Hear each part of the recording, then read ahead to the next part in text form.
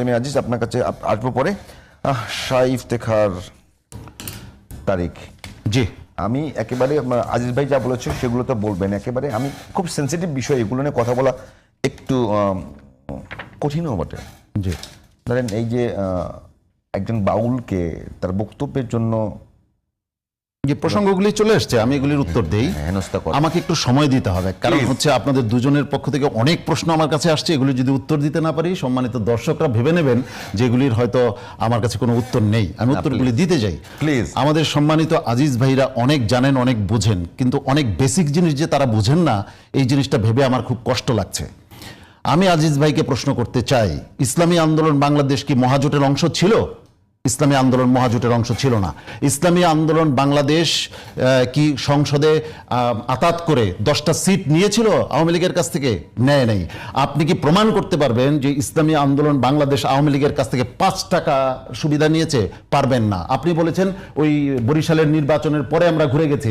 আপনি একেবারেই জানেন না বরিশালের নির্বাচনের আগে মুক্তাঙ্গনে আমাদের লোকদেরকে মেরে পিটিয়ে প্রায় 100 জনের উপরে হসপিটালে পাঠিয়েছিল, যার মুমূর্ষু অবস্থায় ছিল।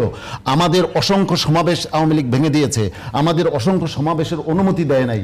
হ্যাঁ, আপনি বলতে পারেন যে তুলনায় বিএনপির উপরে হামলা হয়েছে সেই তুলনায় আমাদের উপরে হয় নাই কেন? না না, আমার এই কথাগুলি বলতে বলবেন, আপনি একটু ইন্টারাপ্ট করি। আসলে এই পারসেপশনটা কেন তৈরি হলো? এই পারসেপশনটার কারণটা খুব সহজ।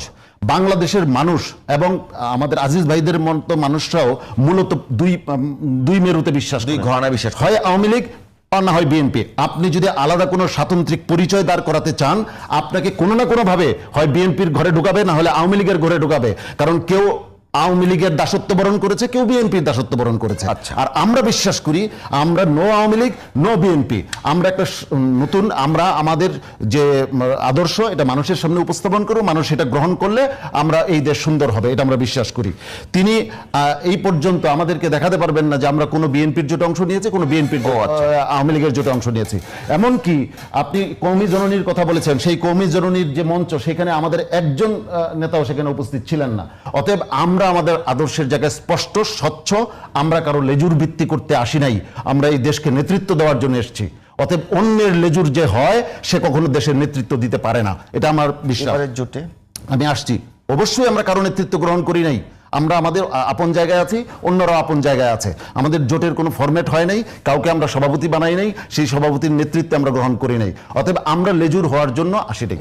আমি শেষ করি, আমি না হলে নষ্ট হয়ে যাবে। আচ্ছা প্লিজ, এবার আসেন বাংলাদেশ বাউলদের ব্যাপারে যেটা হচ্ছে, আমি প্রথমত দ্ব্যর্থহীন ভাষায়, স্বচ্ছ ভাষায় বলতে চাই, আইন হাতে তুলে নেওয়াকে আমরা পছন্দ করি না। আইন কার্যকর করবে রাষ্ট্র, সরকার। আমরা প্রতিবাদ জানাতে পারি, কিন্তু আপনাদের পক্ষ থেকে কোনো প্রতিবাদ এসছে? হ্যাঁ অবশ্যই সাংগঠনিক, হ্যাঁ আমরা প্রতিবাদ করেছি, আমরা প্রতিবাদ করেছি। এখন কোনটা প্রতিবাদ করেছেন? দুটোটার প্রতিবাদ করেছি। মানে গ্রেফতারের প্রতিবাদ করেছেন? না না, গ্রেফতারের না, আমি আসছি সেই জায়গায়, আমার বলতে দিলে আমি ক্লিয়ার করতে পারবো। দেখুন, মব প্রসঙ্গটা এসছে, মব কেন হয়? আপনি মবের ইতিহাস তালাশ করে দেখেন। যে কোনো সংকটকে দূরীভূত করার জন্য যখন রাষ্ট্র নির্বিকার থাকে, তখন মানুষের ক্ষোভ উস্কে উঠে, এটাকে আর নিয়ন্ত্রণ করা যায় না। অতএব দায়িত্ব এখানে রাষ্ট্রের। আপনি আজকে যদি আমার নবীকে কেউ আঘাত করে, কটূক্তি করে, রাষ্ট্র বরাবর এখানে নির্জীবের ভূমিকা পালন করেছে এবং অধিকাংশ রাজনৈতিক দল সেই ক্ষেত্রে একেবারে বধিরের ভূমিকা পালন করেছে। মানুষের মধ্যে সেই ক্ষোভ আছে। আপনার মনে আছে নটরডেম কলেজ থেকে মানে দলে দলে ছাত্ররা বের হয়ে আসছিল সারা ঢাকার। কেন বের হয়ে আসছিল? কারণ প্রতিষ্ঠিত রাজনৈতিক দলগুলো নবীর অপমানের বিরুদ্ধে কোনো অবস্থান নেয় নাই, রাষ্ট্র কোনো অবস্থান নেয় নাই। যারা ওই ব্লগাররা ছিল তাদের বিরুদ্ধে সকল, মানে শুধু যারা নামাজ পড়ে, যারা টুপি পরে, তারা না, সবাই বেরিয়ে আসছিল, কোনো রাজনৈতিক দলের ব্যানারে নয়, বরং স্বতঃস্ফূর্তভাবে। এবার আসি, আপনি এতবার বললেন আমাদের সমাজ সংস্কৃতি আঘাত হচ্ছে, আমাদের ইমানের উপরে, এদেশের 90% মানে মুসলমানের উপরে যে মারাত্মক আঘাত করা হলো, কই আপনার মুখ থেকে তো একটুও এই ব্যাপারে মানে আপনার দুঃখ শুনতে পেলাম না, আপনার ইমান তো আহত হলো না। অথচ যে আল্লাহ রাব্বুল আলামিনের সঙ্গে প্রকাশ্য, এবং এটা ভিডিও এখন ছড়িয়ে পড়েছে সব জায়গায়, এবং এটা সাম্প্রতিক ঘটনা, সে যে এইভাবে আল্লাহকে আঘাত করলো, সেই আল্লাহকে আঘাত করা আপনাকে আঘাত দিল না, কিন্তু একজন ব্যক্তিকে আরেকজন ব্যক্তি আঘাত করলো, এটার জন্য আপনি একেবারে সংস্কৃতি চলে যাচ্ছে। আপনি বলতে আমি আপনাকে বুঝাচ্ছি না, মানে মাতম শুরু হয়ে যাচ্ছে। এর দ্বারা বোঝা যায় এক চোখ অন্ধ, তাদের এক চোখ অন্ধ, এবং অতীতের সরকারগুলো এই অন্ধত্বের পরিচয় দিয়েছে, যার কারণে মানুষের মধ্যে ক্ষোভ সৃষ্টি হয়েছে, যার কারণে এই মব হচ্ছে আজকে। আমি আপনাকে কয়েকটা জায়গায় বলি। আরেকটা ভিডিও আপনি দেখেছেন কিনা, এই একই ব্যক্তি আবুল হোসেন সরকার, সে সূরা নাস যেখানে আল্লাহ রাব্বুল আলামিন বলছেন আউযু বিল্লাহি মিনাশ শাইতানির রাজিম বিসমিল্লাহির রহমানির রহিম কুল আউযু বিরাব্বিন নাস মালিকিন নাস ইলাহিন নাস মিন শাররিল ওয়াসওয়াসিল খান্নাস আল্লাযী ইউওয়াসওয়িসু ফি সুদুরিন নাস মিনাল জিন্নাতি ওয়ান নাস। কিন্তু মানে সে এই সূরা বলে, আমি শেষ করি, এই সূরা বলে সে বলতেছে কত বড় ধৃষ্টতাপূর্ণ বক্তব্য সে দিতে পারে। এই সাহস সে কোথায় পেল? এই সাহস পেয়েছে আপনাদের মতো লোকদের। কেন একটু আমি ব্যক্তিগতভাবে আপনাকে বলতে চাচ্ছি না জনাব তারিক, আমি একটু জানার জন্য না আমি এই বাক্যটা শেষ না করলে এটা বোঝা যাবে না। আমি একটু সে বলতেছে এই এতবার আল্লাহ এখানে নাচ বললেন কেন? আল্লাহ আমাদেরকে নাচতে বলেছেন। চিন্তা করা যায়, এই আবুল হোসেন সরকার, সে এই ফেসিবাদের আওয়ামী লীগ যখন গত ডামিন নির্বাচন করলো, সে এই ডামিন হাসিনার পক্ষে সে গান গেয়েছে। কোথায় আজকে সেই আবুল হোসেন সরকারের বিরুদ্ধে আপনি, সে এই ডামিন হাসিনার পক্ষে সে গান গেয়েছে। কোথায় আজকে সেই আবুল হোসেন সরকারের বিরুদ্ধে? আপনি মানিকগঞ্জে যে ঘটনা ঘটেছে সেখানে আক্রমণ কেন হয়েছে আপনি জানেন? এই কথা আংশিকভাবে প্রচার করা হয়। ওখানে ওই যে বাউলগুলি জড়ো হয়েছিল, তারা এখানে জুলাই যোদ্ধাদেরকে সে মারাত্মকভাবে অপমান করেছে, উপদেষ্টাদেরকে গালিগালাজ করেছে, তখন মানুষ বিক্ষুব্ধ হয়ে তাদেরকে করেছে। ওই অংশটা তো প্রচার করা হয় না। আসছি, বাংলাদেশের বাউল সমাজ সাহিত্য সঙ্গীত একটা 400 পৃষ্ঠার বই আছে ডক্টর আনোয়ারুল করিমের। সেই ডক্টর আনোয়ারুল করিমের বইটা আপনি যদি শেষের অংশ পড়েন, আপনি বাউল কারা, আমি বাউলদের, তারা ভিন্ন ধর্মের হতে পারে, আমি তাদের প্রতি আমার কোনো ঘৃণা নাই, ক্ষোভ নাই, কিছু নাই, কিন্তু বাউল কারা তা সেটা বুঝতে হবে আপনাকে। গোলাম ইয়াসিন শাহ বলেছেন, সেই বই থেকে আমি উদ্ধৃত করছি, বাউলদের নামাজ 2 ওয়াক্ত, স্ত্রীকে তারা যায় নামাজ বলে। আমার বক্তব্য নয়, ডক্টর আনোয়ারুল করিমের বক্তব্য, 400 পৃষ্ঠার বই। আপনি কার পক্ষে বক্তব্য রাখছেন? ইসলাম, সে যদি অন্য ধর্মের হয় আমার কোনো আপত্তি নাই, সে আমার আল্লাহ আমার রাসূলকে নিয়ে, ইসলামকে নিয়ে সে পরিহাস করবে। অনেকে, আমি আরো বলবো না, আমি বলতে যাই, এই যারা দর্শক শ্রোতা আছেন তারা ঘৃণায় থুতু দিবেন। আচ্ছা, আমি উত্তর দিতে দেন, আপনি দিবেন। আমি শুধু একটা কথাই শুধু জানবার জন্য বলি, যে ধরেন একজন মানুষ অবুঝ বা তার ধর্মীয় জ্ঞান ওই পর্যায়ে নাই, তার শিক্ষা ওই পর্যায়ে নাই, তিনি যদি আমার আল্লাহ এবং আল্লাহ রসুলকে নিয়ে কোনো কটূক্তি করেই থাকেন, সাপোজ আপনাকে নিয়েও অনেকে কটূক্তি করতে পারে, অবশ্যই মানে আল্লাহ এবং আল্লাহ রসুলকে কটূক্তি করেই থাকেন, আমার আল্লাহ বুঝাতে হবে, না তাকে বুঝাতে হবে আমার আল্লাহ রসুলের সম্মান তো এত ঠুনকো নয় যে এত একজন সাধারণ একজন মানুষ, অবুঝ মানুষ একটা সমালোচনা করলো, তাকে নিয়ে আমাদের বিক্ষুব্ধ হতে হবে। একদম কারেক্ট প্রশ্ন করেছেন। অবশ্যই সেটা তো হচ্ছে। আমি আপনার বলি, আমি বলি, আপনার বক্তব্যের মধ্য দিয়েও কিন্তু মানে বিক্ষুব্ধ ভাবটা আসছে।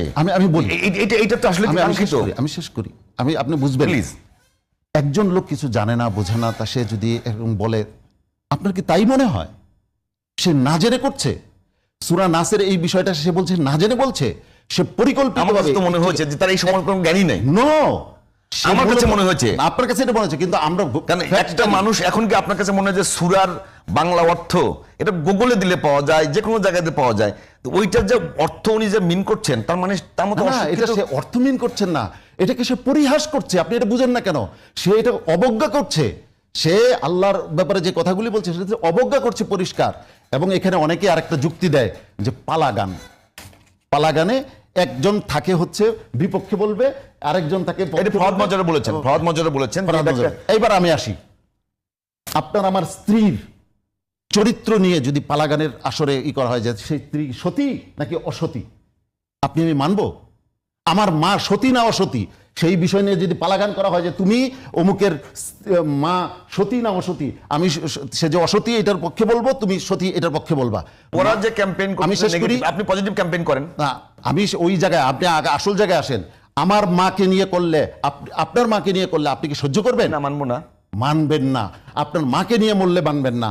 আপনার স্বাধীনতা, আমাদের স্বাধীনতা, এটা কি আমাদের স্বাধীনতা সংগ্রাম? আসেন আমরা পালাগান করি, স্বাধীনতা সংগ্রাম এটা আমাদের জন্য ক্ষতিকর, আমাদের জন্য ভালো। পালাগান করলে মানবেন আপনি? তাহলে আপনার মা, আপনার স্বাধীনতা, আপনার শেখ মুজিবুর রহমান, আপনার জিয়াউর রহমান, তার চাইতে কি আমার আল্লাহ এবং আল্লাহর রাসূল ছোট হয়ে গেল যে তাকে নিয়ে পালাগানের আসর বসাতে হবে, একজন পক্ষে বলবে আরেকজন বিপক্ষে বলবে?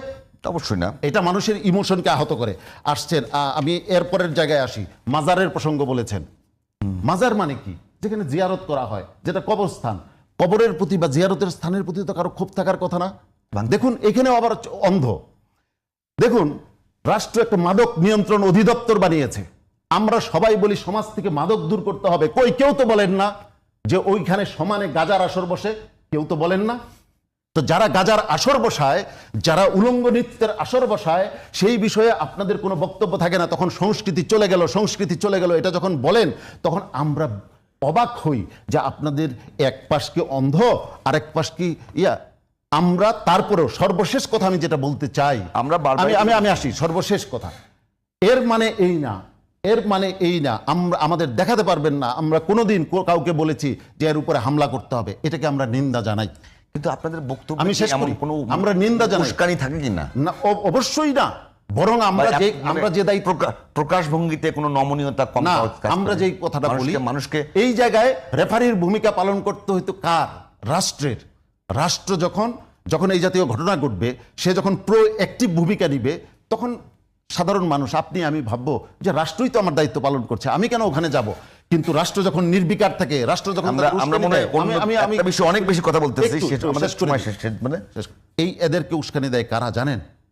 আমি এই নামটা বলবো, যারা বাংলাদেশের রাজনীতিতে অচল হয়ে গেছে, যাদের জীবনাদর্শ এদেশের মানুষ অচল করে দিয়েছে, সেই বামপন্থীরা বারবার এই পতিতদেরকে এদের কাঁধে ভর করে বাংলাদেশের রাজনীতিতে প্রাসঙ্গিক হওয়ার চেষ্টা করে। দুঃখজনক বাস্তবতা হচ্ছে অনেক বড় রাজনৈতিক দলও আজকে সেই ইয়ে গ্রহণ করেছে। একদম শেষ। বড় রাজনৈতিক দলরা আল্লাহর উপর আঘাতের ব্যাপারে একটা তারিক ভাই বললেন না। তারিক ভাই, বাউলের ব্যাপারে অনেক কথা বললেন। আপনি শেষ সময় একেবারে লাস্ট 2 মিনিট আমি একটু আজিজ ভাইকে দিতে চাই। শেষে বারে তারিক ভাই অনেকক্ষণ বলেছেন। আজিজ ভাই একটু আপনি আপনার কথা বলবেন, সাথে একটু যুক্ত করবেন যে এখানে নারী ও অন্য ধর্ম থেকে প্রার্থী করতে পারে জামাত, ইসলামী আন্দোলন এখনো সিদ্ধান্ত নেয়নি।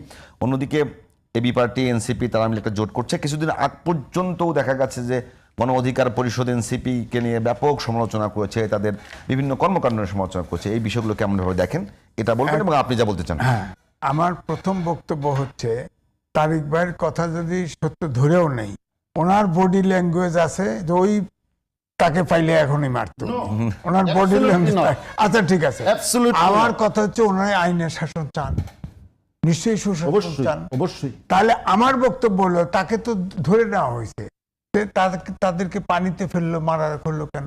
আজিজ ভাই, আবার মব, আজিজ ভাই, এরা কিন্তু মারে নাই। না শোনেন, ওখানে ভিন্ন ঘটনা ঘটছে, সেই আচ্ছা, ঘটনার শোনেন। প্রেক্ষিতে সেটা। মব হচ্ছে, মবের সৃষ্টি থেকে যখন পৃথিবীর শাসন ব্যবস্থা সম্পর্কে জঙ্গলি লোকের ধারণা ছিল না, জোরজার তখন- মুল্লুক তার। হ্যাঁ, না তখন ওই যে এখনো আমাদের হিল ট্যাক্সে আছে, হেডসম্যান আছে না, ওরকম তারা তখন কোনো ঘটনা ঘটলে তারা বসে বিচার করত, বিচার করে তাকে দণ্ড দিয়ে দিত। এখন তো এরপরে যখন রাষ্ট্র আসছে, রাষ্ট্র ব্যবস্থা আসছে, আইন আসছে, তখন অপরাধ করলে আইনে সোপর্দ করে দেওয়া হয়, তার বিচার হবে আইন অনুযায়ী। যেমন ধরেন এখন যে এই যে আপনার যেটার জন্য পিটানো হলো মানিকগঞ্জে, আমার কথা হচ্ছে আমাদের সংবিধান, এটার জন্য কি কোনো আইন আছে আচ্ছা, আজিজ ভাই? সংবিধানে বলা আছে কারো কোন ধর্মে কোন ইয়ে দেওয়া না, আইন ধর্মে আঘাত করে, আইন আছে, আইন আছে। আপনি এখন বিচার হবে, বিচার হবে। এই আইনই তো আমরা চাচ্ছিলাম। হ্যাঁ, আইন আইন আছে তো তো। নাই। আইন আছে আবার, এবং সংবিধানেও আছে। অবমাননার আইনটা মনে হয় বন্ধ করে দেয়। না, বন্ধ করে নাই, আছে। আপনি যখন এই আপনার আইন করবেন- সংবিধানে আছে, সংবিধানে তো আছে, আপনার জন্যও আছে, আপনার না, অর্থাৎ আমি- সাংবাদিক হিসেবে আপনার জন্যও না, আছে। আমি করব না, আমি করব না। আমি না, অবমাননা করব আমার না। বক্তব্য হচ্ছে কারো আপনার পক্ষে জন্য আছে, আমি আপনি একটা সাংবাদিক মিনিট, হিসেবেও সর্বশেষ কোন আজিজ ভাই। ধর্ম অবমাননা করতে পারবেন না। আজিজ ভাই সময় শেষ। হ্যাঁ। সময় শেষ। আমার- ইয়া ভাই 1 মিনিট চাচ্ছে, দিয়ে দিই তাকে। জি। বলেন, এখন বলেন। আপনি অনেক বলেছেন আমি আজকে। সর্বশেষ আমি শুধু এতটুকু বলতে চাই, আমাদের এই সুন্দর রাষ্ট্রটিকে সুন্দর করতে হলে আমাদের সকলের যে বিষয়ে দায়িত্বশীলতার পরিচয় দিতে হবে। আমি মনে করি ইসলাম এই রাষ্ট্রের সাথে অঙ্গাঙ্গিভাবে যুক্ত। এদেশের স্বাধীনতা, সার্বভৌমত্বের রক্ষা কবচ হচ্ছে ইসলাম। অতএব এদেশের রাজনৈতিক দল, এদেশের প্রশাসন, এদেশের সরকার সবাই যদি ইসলামের ব্যাপারে উদাসীন না থেকে তারা যদি সক্রিয় থাকেন, মব হবে না, কোনো এই জাতীয় কিছুই হবে না, এবং সেটা না হোক সেটাই আমরা চাই। ধন্যবাদ শাহ ইফতেখার তারিক, ধন্যবাদ জনাব এম এ আজিজ। দর্শক, আজ এখানেই শেষ করছি সোনালী লাইফ ইন্স্যুরেন্স সংবাদ সংলাপ। আশা করছি আগামীকাল অন্য কোনো বিষয় নিয়ে আপনাদের সঙ্গে আবারও কথা হবে। সে পর্যন্ত সবাই ভালো থাকুন, সুস্থ থাকুন।